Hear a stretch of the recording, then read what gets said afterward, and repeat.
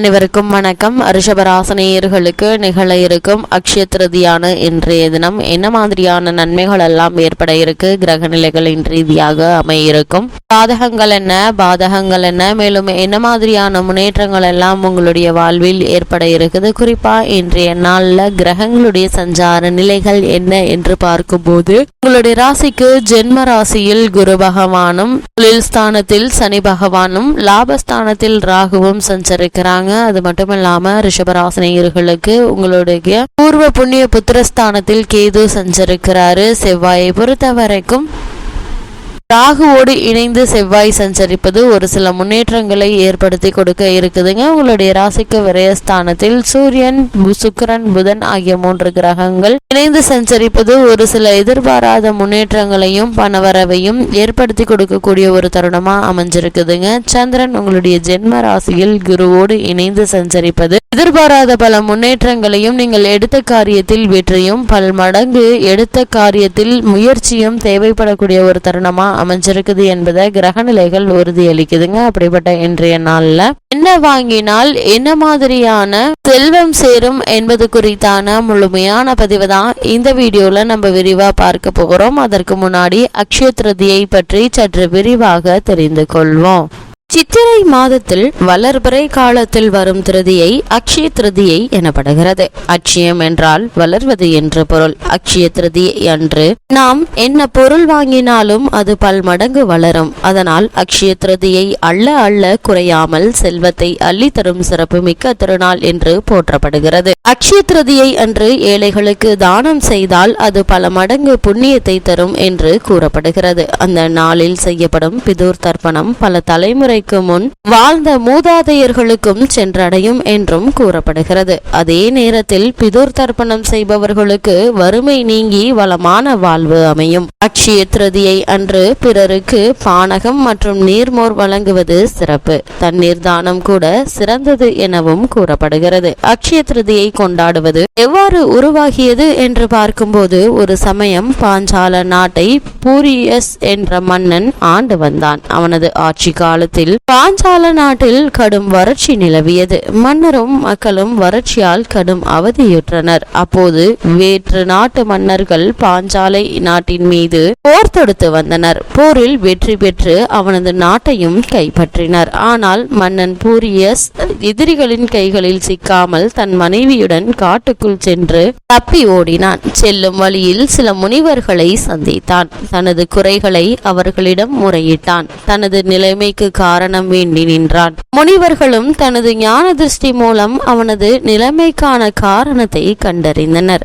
மன்னனை நோக்கி, நீ பூர்வ ஜென்மத்தில் கொள்ளைக்காரனாக இருந்து பிறரை வழிமறைத்து அவர்களுடைய பொருளை எல்லாம் அபகரித்து கொண்டாய். நீ செய்த அந்த பாவங்கள் காரணமாக உனக்கு இந்த நிலை ஏற்பட்டிருக்கிறது. அதற்கு மன்னன், அப்படியானால் நான் எவ்வாறு இந்த ஜென்மத்தில் நான் அரசனானேன் என்று கேட்டான். அதற்கு அவர்கள், நீ கொள்ளையடித்த அதே சமயத்தில் தெரிந்தோ தெரியாமலோ ஒரு அந்தணருக்கு தண்ணீர் அளித்து உதவினாய். நீ தெரிந்தோ தெரியாமலோ தண்ணீர் அளித்து உதவியதன் காரணமாகத்தான் நீ அரசனாக பிறந்தாய் என்றார். இதை கேட்ட மன்னன் தான் செய்த பாவங்களுக்காக வருந்தினான். அதே சமயத்தில் தான் தண்ணீர் தானம் செய்த ஒரு காரியத்திற்காக அரசனாக பிறவி அளித்த கடவுளை எண்ணி கண்ணீர் விட்டு தொழுதான்.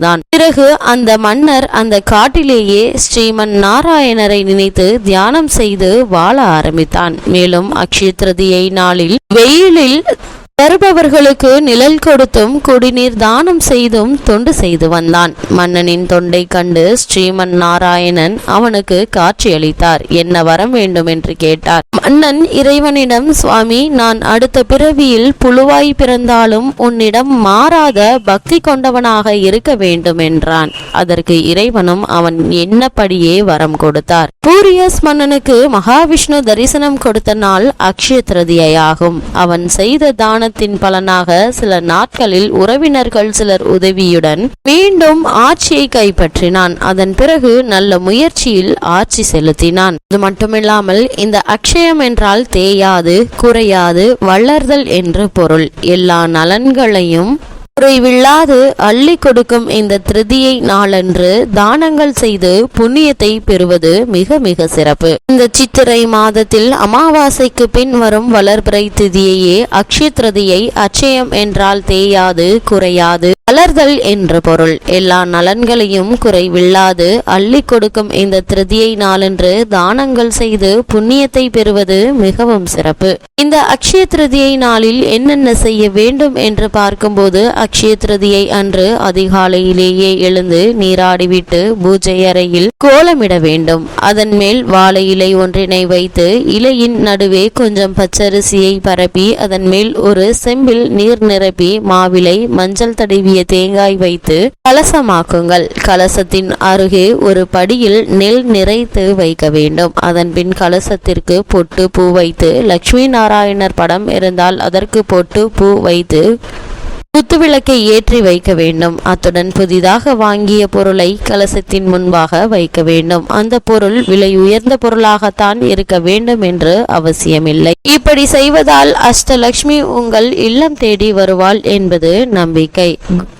இன்றைய நாள் கோவிலுக்கு செல்வது நல்லது. அதன் பிறகு முழு முதற் கடவுளான பிள்ளையாரை வணங்க வேண்டும். அப்போது உங்களுக்கு தெரிந்த துதிகளை சொல்லி வணங்குவது மிகவும் சிறப்பு. அன்றைய தினம் மாலையில் அருகிலுள்ள சிவாலயம், பெருமாள் கோவில் என்று உங்களால் எந்த கோயிலுக்கு சென்று தரிசனம் செய்ய வேண்டும். அதன் பின்னர் வீட்டிற்கு வந்து மீண்டும் தூப தீப ஆராதனையை கலசத்திற்கு செய்துவிட்டு கலசத்தினை வடக்கு பக்கமாக நகர்த்தி வைக்க வேண்டும். கலசத்தினை நகர்த்துவது விரதத்தினை நிறைவு செய்து விட்டதாக அர்த்தம்.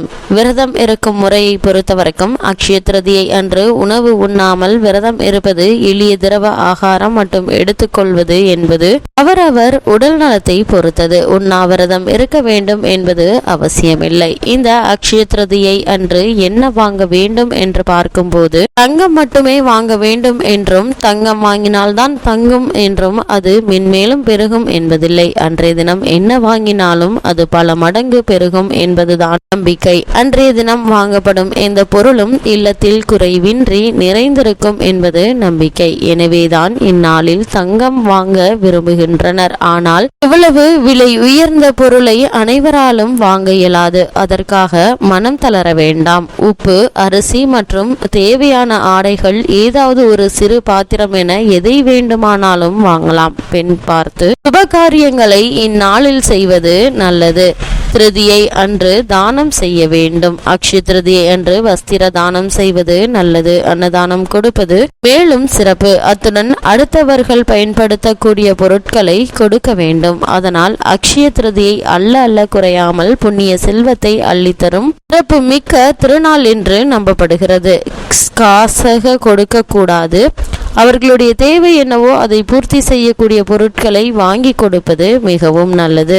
இந்த அக்ஷய திருதியை நாளில் புராணங்கள் மற்றும் பண்டைய வரலாற்றின்படி இந்த நாள் பல முக்கியமான சம்பவங்களை குறிக்கிறது. விநாயக பெருமானும் வேதவியாசரும் இதிகாசமான மகாபாரதத்தை இந்த நாளில் தான் எழுதினார்கள். இந்த நாள் விஷ்ணுவின் 6வது அவதாரமான பரசுராமனின் பிறந்த நாளாகவும் கொண்டாடப்படுகிறது. இந்த நாளில் அன்னபூரணி தேவி பிறந்தாள். இந்த நாளில் கிருஷ்ணர் தனது உதவிக்காக வந்த தனது ஏழை நண்பரான சுதாமாவுக்கு செல்வத்தையும் பண ஆதாயங்களையும் வழங்கினார். மகாபாரதத்தின்படி இந்த நாளில் கிருஷ்ணர் பாண்டவர்கள் வனவாசத்தில் இருந்தபோது அவர்களுக்கு அக்ஷய பாத்திரத்தை வழங்கினார். அவர்களை ஒருபோதும் பசியடைய செய்யாத வரம் பெற்ற அளவிலான உணவை தொடர்ந்து உற்பத்தி செய்யும் அந்த கிண்ணத்தை அவர்களுக்கு அருளினார். இந்த நாளில்தான் கங்கை நதி வானத்திலிருந்து பூமியில் இறங்கியது. இந்த நாளில்தான் குபேரர் லட்சுமி தேவியை வழிபட்டார். இதனால் கடவுளின் பொருளாளர் பதவி வழங்கப்பட்டது. சமண மதத்தில் இந்த நாள் அவர்களின் முதல் கடவுளான ஆதிநாதரை நினைவு கூறும் வகையில் கொண்டாடப்படுகிறது. விஷ்ணு பக்தர்கள் இந்த நாளில் விரதமிருந்து கடவுளை வழிபடுகின்றனர். பின்னர் ஏழைகளுக்கு அரிசி, உப்பு, நெய், காய்கறிகள், பழங்கள், ஆடைகள் வழங்கி தொண்டு செய்யப்படுகிறது. விஷ்ணுவின் அடையாளமான துளசி நீர் சுற்றிலும் தெளிக்கப்படுகிறது. பகவான் கிருஷ்ணரின் பக்தர்கள் இந்த நாளில் சந்தனத்தால் கடவுளுக்கு அபிஷேகம் செய்கின்றனர். அவ்வாறு செய்தால் அந்த நபர் இறந்த பிறகு சொர்க்கத்தை அடைவார் என்றும் நம்பப்படுகிறது.